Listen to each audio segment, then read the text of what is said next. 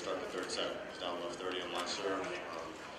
Griever was obviously a great player. He starts getting his confidence going, and he breaks you to the third set. It's going to be a long road up from there. I was able to hold and then break the very next game and get it going for the third, so I'm happy about it.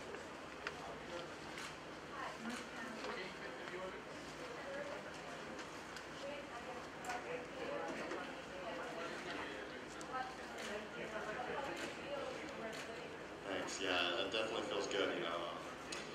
It's tough. That stat is definitely a tough one to go up against. I feel like I'm only 22 years old, so a lot of those matches, especially considering I spent the last year and a half playing a lot of challengers and not against the top guys. I mean, the first 18 or 19 were against guys when I was still a teenager, and so maybe not mentally prepared to win matches, kind of getting into situations and winning sets and getting into positions and not being organized, not being ready to win those matches from a mental security standpoint. Today I certainly have made a commitment to try to be more strong mentally and more ready to win those matches. And so once I was getting in position today, I felt like, okay, this is it. This is a good opportunity. Let's just play my game and stay with it. Yeah. Yeah. Did you say lucky? No. Okay. I was 6 points away from winning, by the way.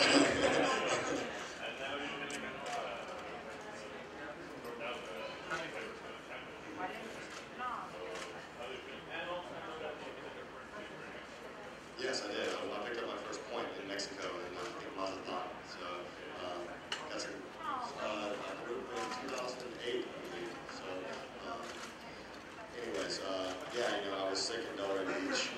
So funny how it works. I got into qualies as an alternate. I signed in for qualies, and I wasn't in on the cut originally. It was a tough call. I was sitting at my house Wednesday, talking to my girlfriend and going, I don't know if I'm going to get in or not. I have a chance to get in, 50-50, should I go? So there was a chance I was going to fly all the way down here and not be able to play, even at the qualies. And then obviously, here we are now. It's crazy how things work. But like you said, I was sick in Delray. The first couple days here, the first two matches in qualifying, I was still feeling it physically. I played 1 and 2 and 2 and 3, and I'm telling you, I felt worse then after just playing the match I just played, 3 sets in yesterday's match, because I was still, coughing up things and not 100% ready. So, I was able to battle through and get more accustomed to it. It's also very hot here. The last 3 weeks in the States, it's very cold. I'm sure you guys have seen how cold it is up in the States right now. So, I've been here 5-6 days now, and I'm feeling a lot better, and I feel pretty good. Yeah, I feel good.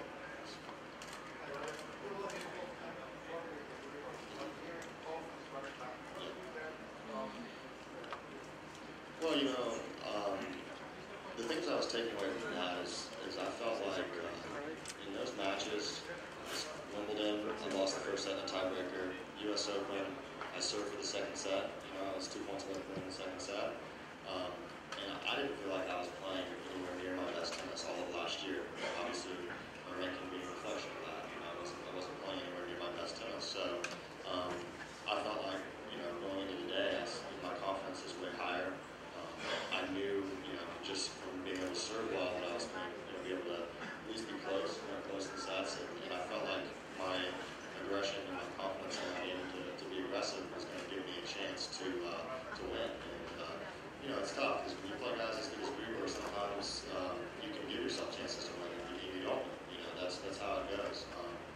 But the way it works with the guys in the top 10 in the world is they give themselves chances to win every week. Every week they give themselves a chance to win, and sometimes they don't, but a lot of times they do, and that's why the rankings, it's 11 months. So it's amazing how crazy things go in tennis because there's so many ups and downs throughout a season. But this is certainly an up week for me. I'm very excited about the way I'm playing and where my confidence is. But I'm going to be ready for tomorrow. I'm certainly not going to throw a party tonight. I'm ready to go for the next match. Right. Talking about ups and downs.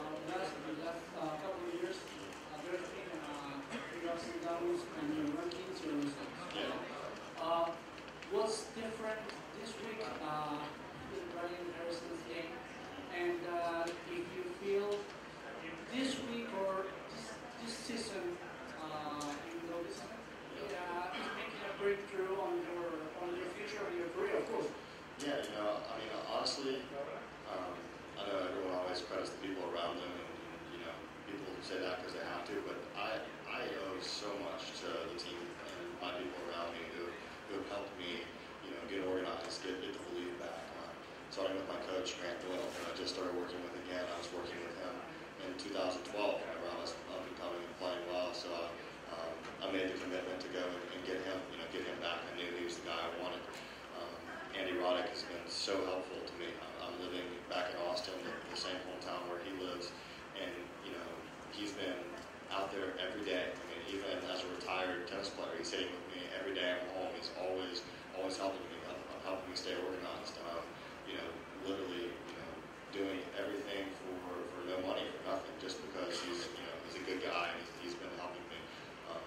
I owe a lot to them, to help me get back on track and get the belief back in my game. I personally had to make a conscious decision and a mature decision with my life that I was going to be a tennis professional all the time and not someone who was going week to week and just kind of hoping the good results were going to happen, but I was going to be preparing day in and day out, and kind of like I talked about before, where I'm giving myself an opportunity to win every week. I feel like whenever your confidence is low, you go to events and you kind of look at draws and you hope that something good might happen. You hope that things are going to fall your way, and then whenever confidence is high, you go in and you're expecting good things to happen. You're ready to make things happen, and you look at every challenge or every opportunity as something that's good. It's like, okay, this is going to be another test for me. I played, I think, 17 or 18 matches already this year. It's still February, so I've had a lot of that dealing with that pressure. So many different plays. I've played top 10 guys. I played Kenny, who's in the top 5. I've played 18-year-old guy who was 300 in the world this year. So there's just so many different things that I've had to deal with this year and in my career. I obviously have matured a lot mentally to where on the court I'm able to enjoy it, not look like I'm going to kill someone out there all the time. So, it's fun. I'm happy with my career. I'm extremely happy with my personal life, and all that's a reflection of how I am on the court. I feel secure. I don't feel like I am, I guess looking for approval from the crowd, from anyone else. I'm being myself out there. I'm giving it everything I have, and hopefully everyone around can see how much I love what I'm doing and how hard I'm working to get back to the top. Hi, congratulations, and could you say this is the important victory in the career concerning the three growth? And speaking about the USA teams, there has been a while we haven't had the big stars, Roddy the Chupidora. Would you dream or would you like to be one of the new big talents for American tennis? Because right now it's Nadal, Roger, and people from other countries who's writing on the ATP. To answer the first part of your question with this win, certainly is the highest ranking in my career. I believe the question I got earlier about the top 10, to get that monkey off my back where I'm no longer having to worry about breaking any losing streaks against top 10 players. I don't want to, that's the one record you don't want to break. It's one of those things where, I'm just happy to be here. I'm really excited to focus on my career. Like you talked about the American drought or whatever you want to call it for lack of stars. Of course, I want to be the best tennis player in the world, just like every reporter in here wants to be the best reporter in the world. It's one of those things where you care about what you're doing, you love what you're doing, you want to be the best. I can certainly know from the experience that I've had in the past that the way not to go about it is to worry about, what everybody's going to say, what everyone's going to think. Is everyone going to think that I'm doing well or playing well enough to do that?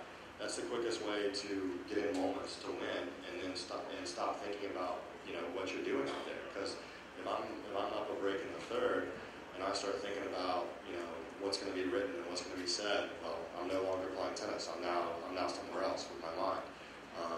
Like I talked about before, having that security. I believe that I can get there. I believe I can be one of the top players in the world and be, an American guy who can challenge for the top 10 and et cetera. I'm still a ways off. I've got a ways to go. This is one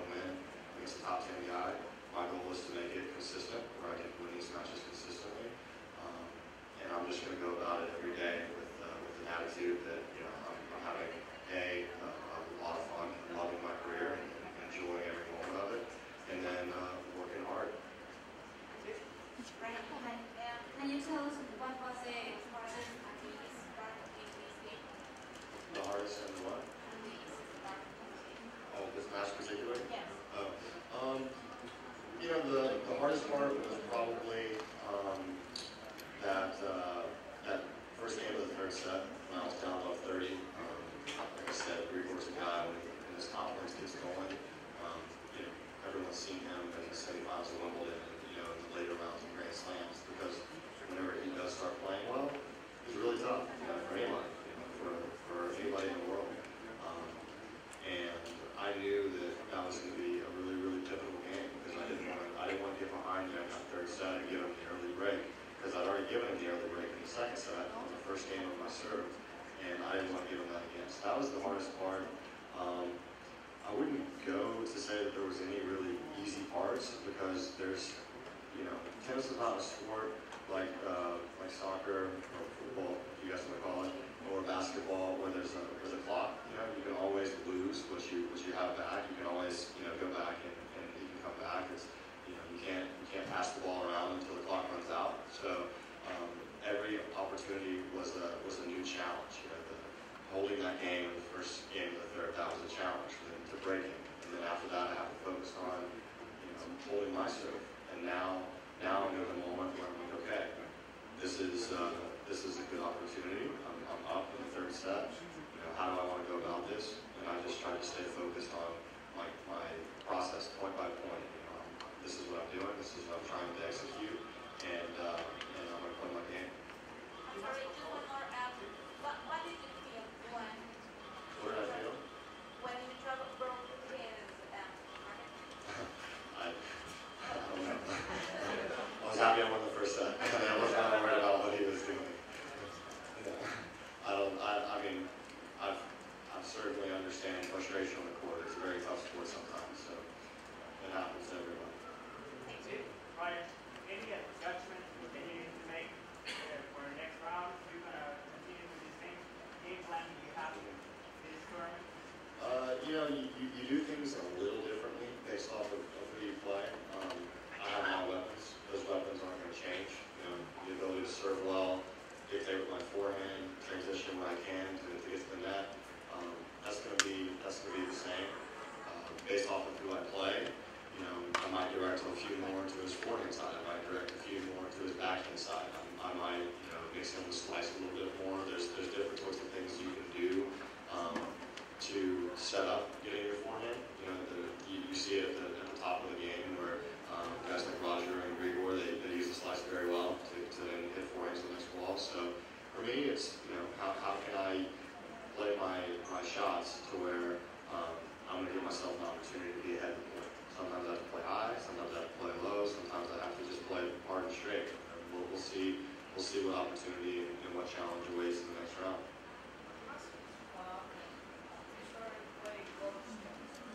I did not play college tennis. No. I'm only 22. I was still in college.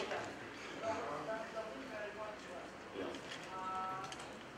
What's the big deal about the USTA national program? What does the USTA for junior players to development and the transition to pro players? Yeah. There's no straight formula for success. The only thing that has to happen in any situation that you're in is you have to have stability, where everyone is fully committed to the process, and you have to have continuity, where the pieces aren't moving, where you have a plan that is able to be seen all the way through. If you have a situation where things are constantly changing, it can be very confusing for a player or anybody in anything really in a developmental situation, because if you let's say you're working on being a reporter and you hear from someone else that this is the way to do it. 2 days later you hear that this is the way to do it. You start getting really confused. You don't know what to do. That starts getting in your head while you're playing. You're in the middle of the match. He told me to stay up and go to the net, and he told me to go back. So what do? That sort of stuff happens whenever you don't